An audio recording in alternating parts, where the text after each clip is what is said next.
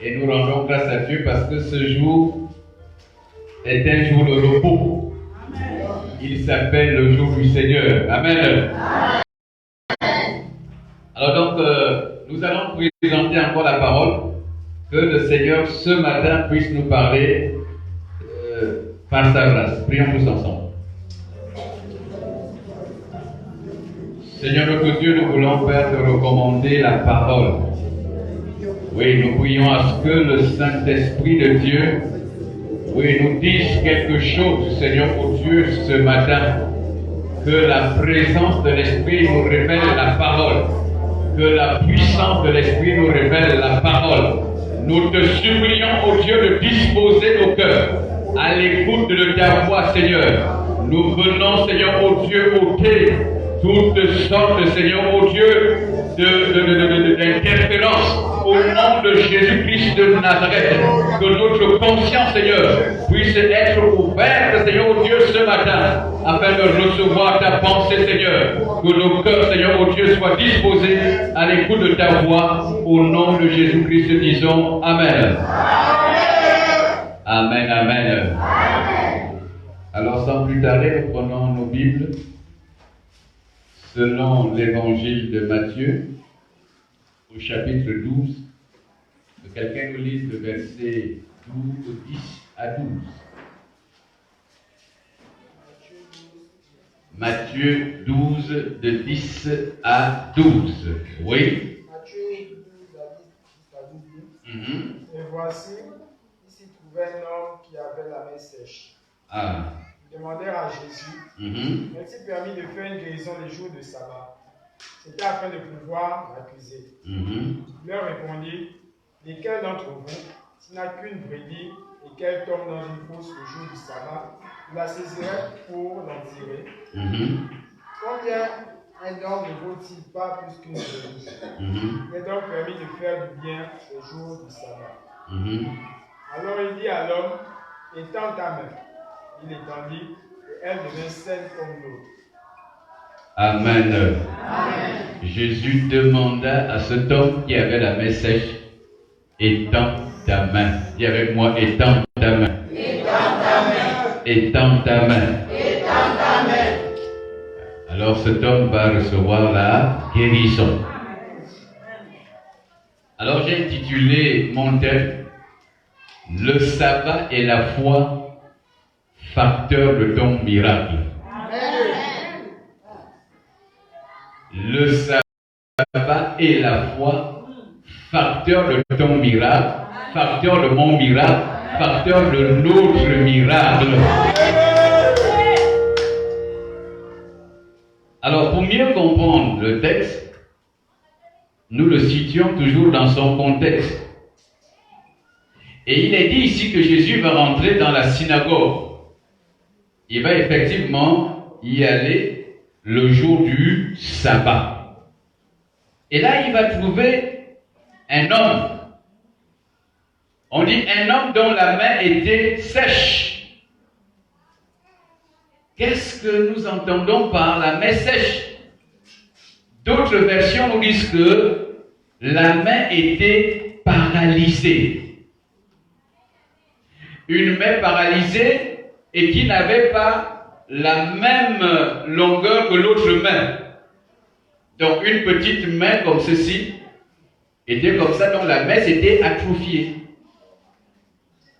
Et cet homme vivait cette paralysie, c'était une infirmité. Et nous essayons un peu d'imaginer la difficulté qu'endurait cet homme. Puisque lorsqu'on a un membre paralysé, on n'est plus libre de faire toutes les activités. On ne sait pas à quel moment cela lui est-il arrivé. Est-ce qu'il est né avec cette infirmité? Est-ce que, au fait, c'était suite à un accident? Nous ne savons ce qui s'est passé ce jour. Est-ce que c'était une maladie congénitale, malformation? Au fait, la paralysie avait pour origine quoi? Est-ce que c'était un fusil nocturne? Nous le savons. Mais le texte nous dit qu'il avait une main sèche. Le texte nous dit qu'il avait une main paralysée. Est-ce qu'on peut dire amen? Mais cet homme est quand même parti à la synagogue. Au fait, ne pouvait se retrouver à la synagogue que les croyants juifs. Donc cet homme était voyant et il souffrait de paralysie. Cet homme était voyant et il avait une main sèche. C'est pour dire que nous pouvons être dans la maison de Dieu, mais nous pouvons avoir des situations. Ce n'est pas parce que tu pries, ce n'est pas parce que tu es là que tu ne peux plus être confronté aux épreuves de la vie. Donc cet homme, bien que voyant, avait une situation, mais qui ne l'empêchait pas de fréquenter l'église, qui ne l'empêchait pas d'être dans la présence de Dieu. Généralement, il y a ceux qui disent aux serviteurs que, bon pasteur, compte tenu de, bon, je ne peux pas venir au culte parce que, mais cet homme, malgré sa paralysie, malgré, au fait, sa main sèche, mais il se rendit à l'église. Il était ce jour dans la synagogue. Amen. Et il était au bon endroit. Dis avec moi, il était au bon endroit. Ça peut dire que tu es aussi au bon endroit ce matin. Tu es au bon endroit. Un endroit où Jésus résout les problèmes. Alors donc, pendant que ils y étaient, les pharisiens vont poser une question à Jésus pour savoir s'il était convenable que l'on puisse faire des œuvres durant le sabbat. Peut-on guérir quelqu'un durant le sabbat? Alors Jésus va prendre cet homme et il va le mettre au milieu de la foule.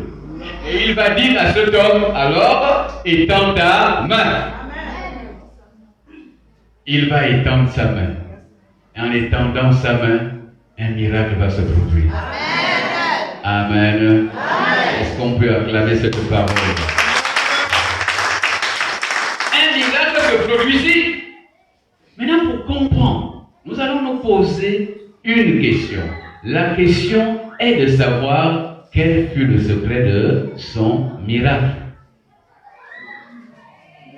Il a étendu la main et sa main a été guérie. Mais quel a été le secret de ce miracle? Puisque nous sommes toujours sur le secret du miracle. Nous voulons comprendre les mobiles qui ont amené Jésus à opérer les miracles dans la Bible. Amen. Nous cherchons à savoir pourquoi les miracles ne sont plus d'actualité. Pourquoi les miracles ont tendance à disparaître de nos jours. Sommes-nous encore au même niveau de révélation que le peuple de l'époque? Alors cet homme qui avait la main sèche, Jésus lui ordonna de tendre sa main et il va recevoir la guérison. Mais quel fut le secret de ce miracle? Amen. C'est ce qui va nous amener à réexaminer les Écritures. Allons-y dans Luc, chapitre 6, le verset 5.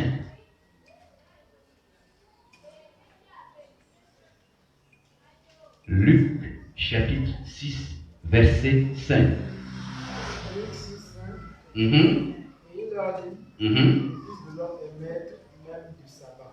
Ah! Jésus leur dit, le Fils de l'homme est lui-même maître du sabbat. Le Fils de l'homme est lui-même maître du sabbat. Tu n'as pas compris? D'autres versions disent le Fils de l'homme est le Seigneur du sabbat. Amen. Puisque nous sommes sur le thème, le sabbat et la foi, facteur de ton miracle. Donc il faut bien comprendre la notion de sabbat. Qu'est-ce que le sabbat? Puisqu'il est dit ici que Jésus est le maître du sabbat. Il est le Seigneur du sabbat. Il faut comprendre qu'en hébreu, le mot signifie, le mot vient de l'hébreu, sabbaton. Sabbaton. Ça c'est l'hébreu qui le dit.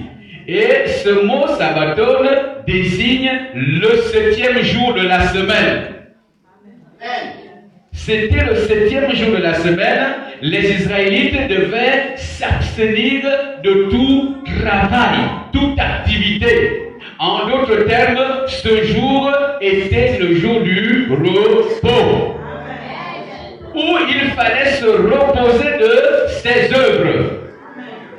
Donc, les Juifs avaient la latitude de travailler lundi, mardi, mercredi, jeudi, vendredi.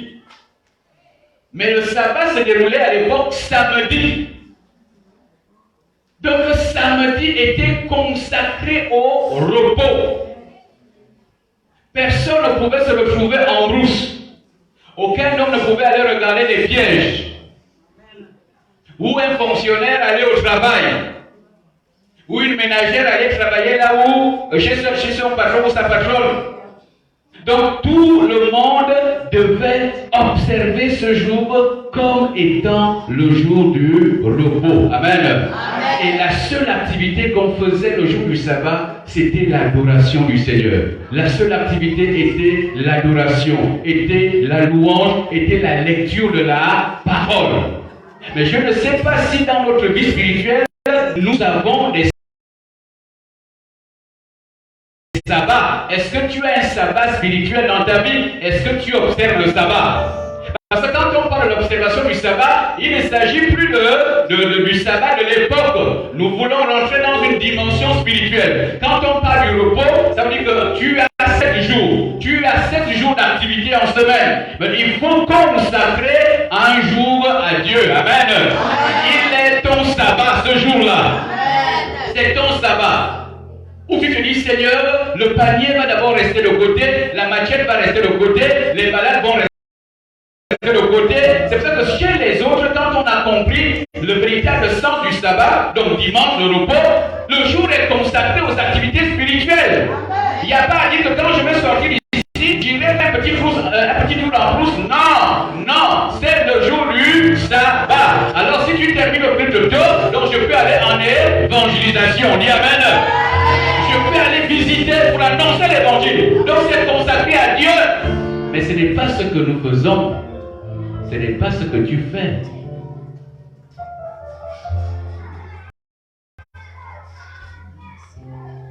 Est-ce que je peux continuer? Est-ce que tu as un sabbat dans ta vie? Il n'y en a pas. Et chez les Juifs, pour continuer, comme ils s'abstenaient de toute œuvre en dehors du fait d'adorer le Seigneur, plus tard, le jour du sabbat va être institué dans le canon juif. Et dans le canon juif, la loi va l'insérer comme étant une obligation. Donc, l'observance de cette journée était obligatoire. C'était chaque juif qui devrait honorer et respecter le sabbat. Amen. Amen. Et les Juifs s'attachèrent à ce jour. Ils le respectaient comme ça, systématiquement. Mais nous nous rendons compte qu'eux-mêmes qui observaient le sabbat n'avaient pas compris le vrai sens du sabbat. Et c'est pour cela que lorsque Jésus s'est mis à guérir cet homme le jour du sabbat, ils m'ont dit, Jésus, tu es en train de transgresser la loi, puisque le sabbat a été institué dans le canon juif comme étant une journée, autant pour moi, qui devait être respectée, qui devait être observée dans toutes les familles juives. Mais nous nous rendons compte que Jésus, tu ne respectes pas le sabbat. Est-ce qu'il t'est permis, Jésus, de guérir quelqu'un durant le sabbat? Et Jésus aussi va leur dire, mais qui parmi vous a une seule brebis? Et si cette brebis parvenait à tomber dans le trou le jour du sabbat, ne sera-t-il pas capable d'aller retirer la brebis? Et pourtant vous le faites. Est-ce que quelqu'un me suit bien? Amen. Et pourtant vous le faites. Donc, ils n'avaient pas compris le vrai sens du sabbat. Or, quand nous regardons le sabbat avait pour objectif de nous arracher de toute activité physique et pour adorer le Seigneur, pour écouter la parole. Mais les Juifs avaient oublié que le sabbat avait une connotation humanitaire. C'est-à-dire que le jour du sabbat, il fallait prendre soin des nécessiteux. Le jour du sabbat, il fallait aller vers ton prochain. S'il est en difficulté, tu devais être à même de le secourir. Et il n'avait pas aussi compris que le sabbat était l'ombre des choses à venir. Parce que quand Jésus leur dit, je suis maître du sabbat, c'est moi qui l'ai institué. C'est-à-dire qu'avant le sabbat, j'étais. Dis amen. Avant le sabbat, Jésus était. Jésus était avant le sabbat. Il faut comprendre que comme ce jour était un jour de repos, les Juifs ne comprirent pas la portée spirituelle de la chose. Genèse chapitre 2, verset 1. Genèse 2, 1. J'attends que quelqu'un lise. Genèse 2, verset 1. Ainsi furent achevés le ciel, la terre et tout ce qu'il contenait. Dieu, après avoir achevé son œuvre, se reposa le 7e jour de tout son travail. Amen. Amen. Le repos n'a pas commencé au temps juif. Le repos a commencé dès la création. Dieu a créé au premier jour. Dieu a créé au deuxième jour. Dieu a créé au troisième jour. Dieu a créé au quatrième jour. Dieu a créé au cinquième jour. Dieu a créé au sixième jour. Donc l'homme a été créé au sixième jour. Et la Bible nous dit qu'au septième jour, Dieu se reposa. Donc ce fut là le sabbat. Et quand cela avait été institué par Dieu lui-même, je t'annonce que Jésus était là. Amen. Parce que lorsque l'homme fut créé, la Bible dit quoi? Dieu dit, faisons l'homme selon notre image. Il était avec qui? Il était avec le Fils. Il était avec qui? Il était avec le Saint-Esprit. Donc Dieu était à ta création. Donc le sabbat a été institué dès ce jour. Les Juifs n'avaient pas la révélation de ces choses. Quand il a dit je suis maître du sabbat, dis avec moi maître du sabbat. Jésus est maître du sabbat. Parce que ça a été institué depuis la création. Ce jour de repos là, que vous observez là, vous savez à quel moment ça a commencé? Jésus les ramène à la création. Et c'est pour ça qu'il dit je suis maître du sabbat. Nous l'avions institué ensemble avec le Père et le Saint-Esprit. Qu'il fallait travailler pendant 6 jours. Le 7e jour de maître, un jour de repos. Je suis le maître du sabbat. Est-ce que je peux continuer même?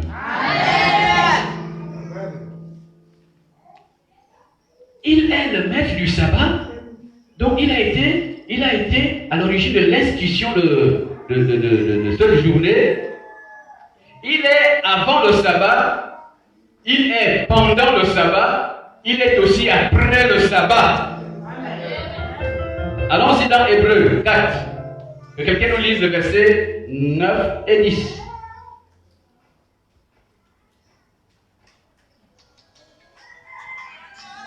Oh, allons-y. Hébreux 4, 9. Ainsi, un repos semblable à celui du 7e jour reste offert au peuple de Dieu. Ah, un repos comment? Semblable à celui du 7e jour reste offert à qui? Au peuple de Dieu. Continuez le verset 10. Car celui qui entre dans le repos préparé par Dieu se repose de son travail comme Dieu s'est reposé du sang. Amen. Amen. Est-ce que vous comprenez quelque chose? Amen. Donc ici, il faut déjà savoir qu'ici, il est question du repos céleste. Donc vous voyez que Jésus est avant le sabbat. Il fut à l'origine de l'institution du sabbat et il est pendant le sabbat et nous voyons l'après.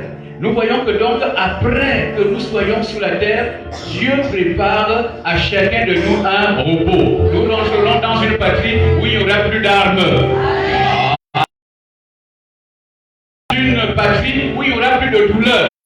Des problèmes de la terre finiront et nous rentrerons dans ce qu'on appelle le repos céleste. Et qui donnera ce repos? C'est Jésus. Donc c'est pour ça qu'il dit je suis maître du sabbat. En d'autres termes, je suis maître du repos. Le repos de leurs œuvres. Et c'est pour cela que je t'exhorterai à servir le Seigneur. Amen. Sers le Seigneur parce qu'un jour tu te reposeras de tes œuvres. Et il a dit que tes œuvres t'accompagneront. Les gens resteront à parler de toi sur la terre par rapport à ce que tu aurais fait. Amen. Parce que tu as servi Dieu. Acclame la parole. C'est le repos de l'Est. C'est Jésus qui donne ce repos. Mais en attendant que nous accédions à ce repos, comme nous disions que Jésus est le maître du sabbat, il est avant le sabbat, il est pendant le sabbat, il est après le sabbat. Mais que fait Jésus pendant le sabbat? Puisque nous sommes à la période du sabbat aussi. Et il le dit dans Matthieu chapitre 11, verset 28. Il dit quoi? Que dit Jésus présentement, aujourd'hui? Comme nous ne sommes pas encore entrés dans le repos céleste. Que dit Matthieu 11, 28? Matthieu 11, 28 dit, venez à moi, vous qui êtes fatigués de porter un lourd fardeau, et je vous donnerai le repos. Amen. Amen. Non, tu n'as pas compris. Tu vas le répéter avec moi. Parce que tu n'as pas compris le vrai sens du sabbat. Jésus dit présentement. Je vous écoute, vous me répétez après moi. Jésus dit présentement. Jésus dit présentement. Jésus dit présentement. Jésus dit présentement. Venez à moi. Venez à moi. Vous tous qui êtes fatigués et chargés, et je vous donnerai du repos.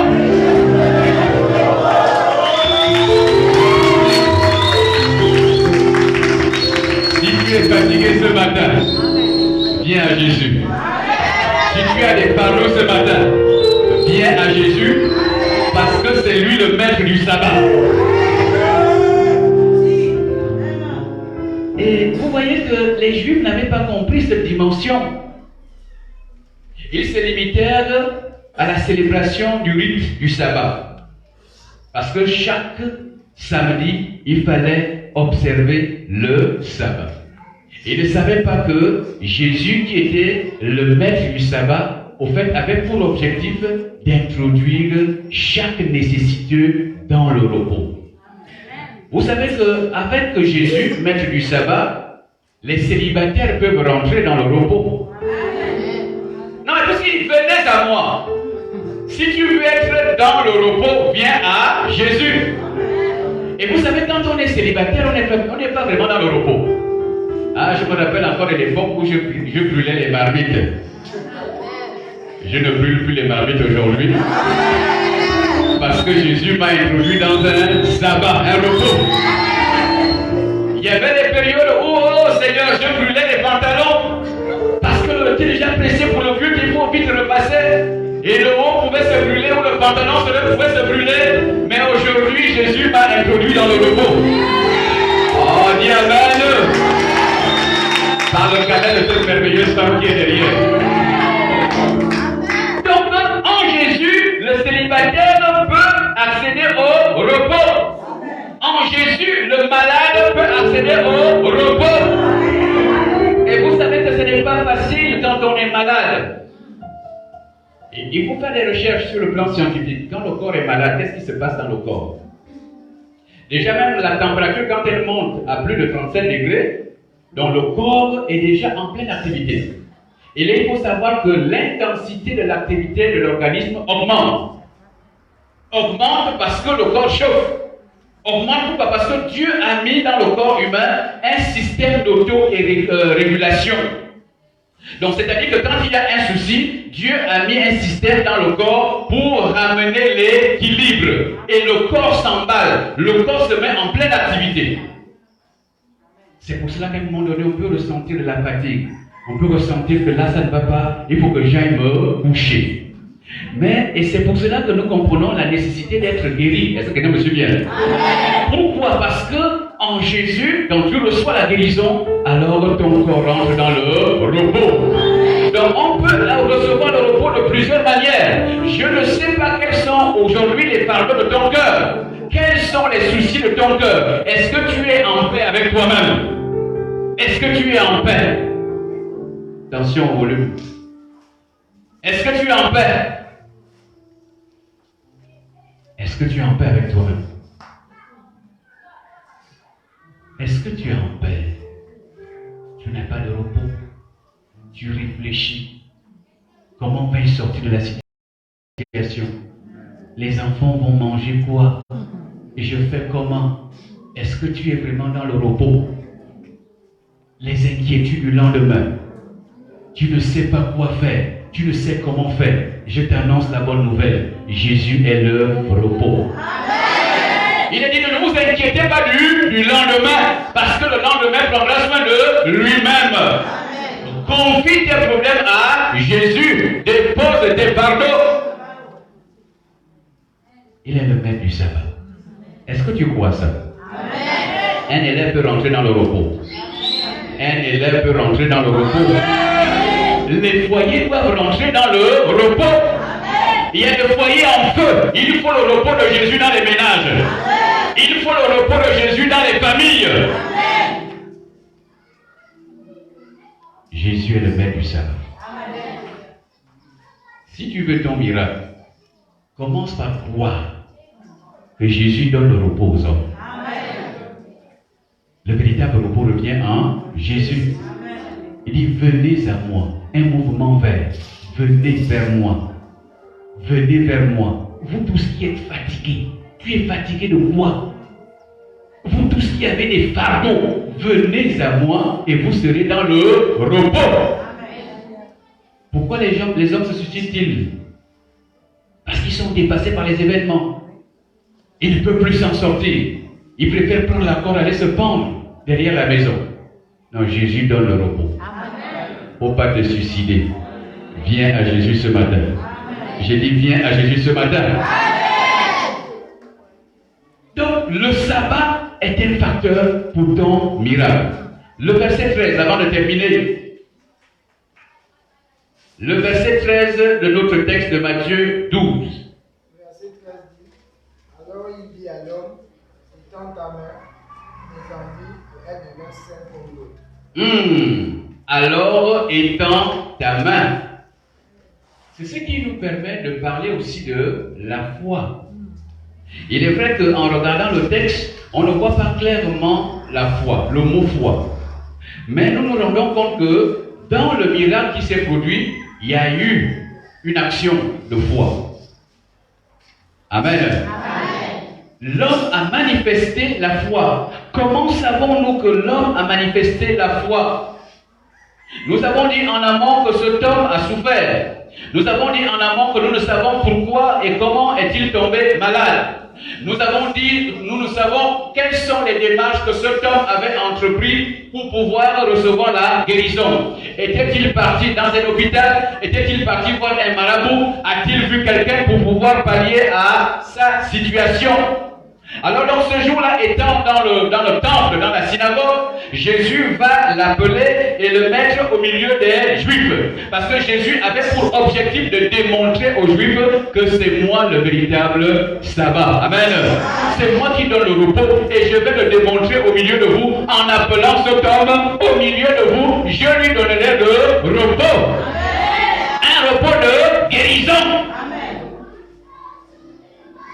Et maintenant, ce homme au milieu de la foule, et Jésus va lui dire, étends ta main. Oh, Jésus, tu me demandes d'étendre la main. Tu sais très bien que cette main ne fonctionne pas.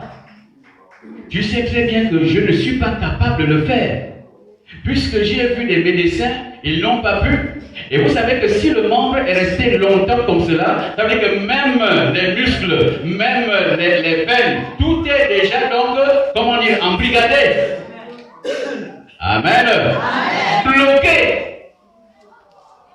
Et vous savez aussi que si vous avez vécu une situation pendant longtemps, on finit par perdre la foi. Et puis on accepte la réalité.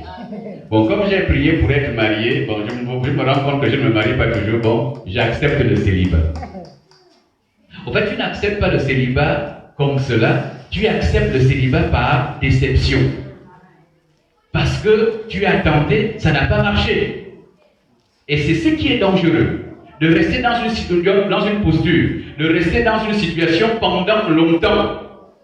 Et vous savez que dans cet homme qui est resté pendant on ne sait combien d'années, donc ayant une main paralysée, et ce jour Jésus va dire, étends ta main. Jésus, tu me racontes quoi?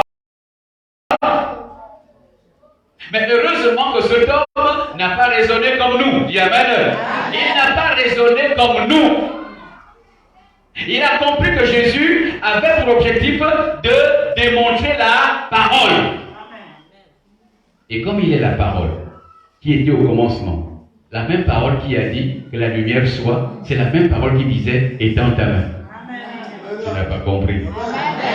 C'est la même parole qui disait étends ta main. Donc ce que cet homme va tout simplement faire, c'est de faire quoi? C'est d'obéir à la parole omnipotente.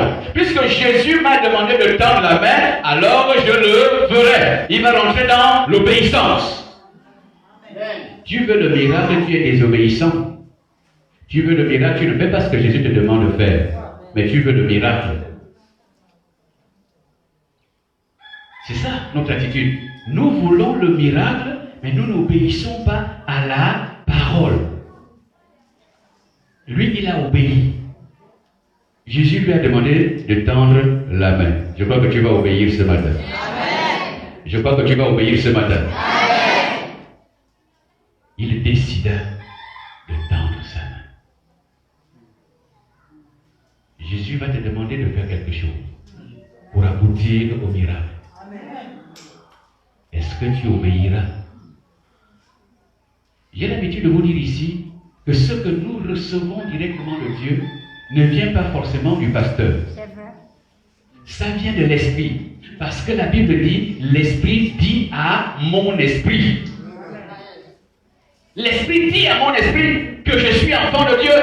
Qu'est-ce que l'esprit est en train de te dire maintenant? Au moment où tu écoutes cette parole, que te dit l'esprit? Que te dit l'esprit? Si l'esprit te demande d'abandonner ce péché, mais tu dois l'abandonner, parce qu'en abandonnant ce péché, tu rentreras dans la gloire. Oh, tu n'as pas compris, dis amen. Si tu abandonnes cette idole, tu rentreras dans le repos. Mais nous voulons au fait jouer au jeu de cache-cache avec Dieu. Et nous disons à Dieu, Seigneur, bon, ok, pour pouvoir abandonner ceci, bon, vraiment, Seigneur, c'est vrai que tu m'as promis ceci, tu m'as promis cette Bible, bon, vraiment, je demande la Bible, mais en attendant, Seigneur, donc je garde d'abord ça. Bon, vraiment, c'est quand tu vas me délivrer que j'abandonnerai. Si un homme, une copine est en train de détruire ta destinée, tu dois l'abandonner. Ce n'est pas parce que vous avez fait des enfants. Ce n'est pas parce que vous avez fait des enfants. Déjà, on ne se marie pas à cause des enfants. Et on ne se marie pas pour les enfants. La Bible dit que les deux deviendront une seule chair. Dis amen. Et tu verras la gloire de Dieu. Qu'est-ce que Dieu te demande de faire maintenant?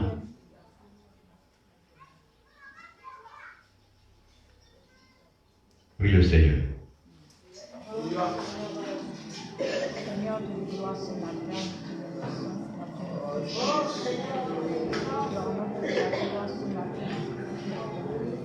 que te demande le Seigneur? Dieu te parle.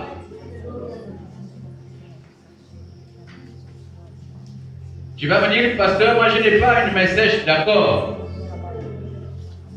Mais Jésus lui a demandé de tendre la main pour être guéri. Mais à toi, que te demande-t-il de faire? Que te demande-t-il de faire? À toi.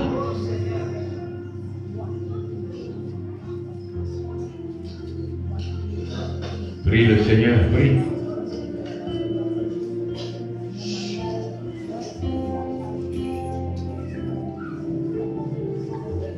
Oh Seigneur, nous te supplions, Dieu.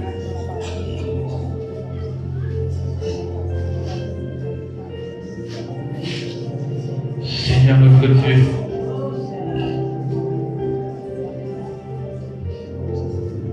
parle-moi Seigneur, je t'en supplie. Vous savez que Jésus avait plusieurs méthodes de guérison. Parce que ce jour, il n'a pas imposé les mains. Ce jour, il n'a pas touché cet homme. Il a donné un ordre.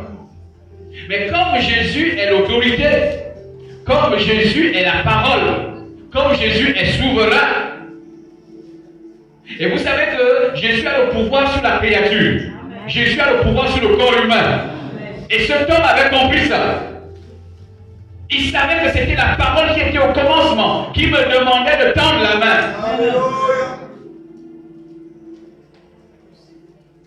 Dieu te demande de faire quoi? Puisque tu n'as pas une main sèche, tu n'as pas une main paralysée. Mais il te demande de faire quoi? Il te demande de faire quoi? Commence par dire, Seigneur, révèle-moi ce que je dois faire. Parle-moi, Seigneur. Je t'en supplie. Révèle-moi ce que je dois faire.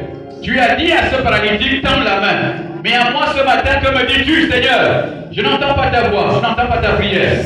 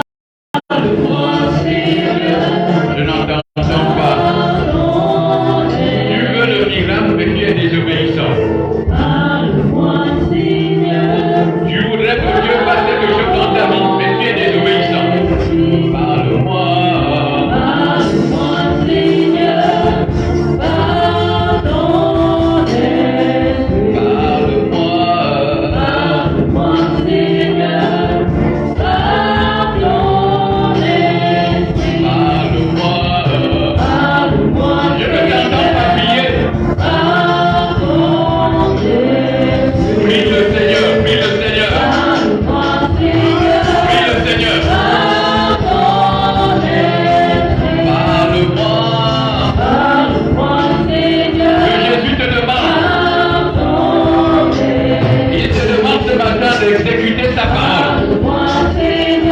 C'est là où intervient la foi. Parle-moi, Seigneur, par ton esprit. Parle-moi, Seigneur, par ton esprit.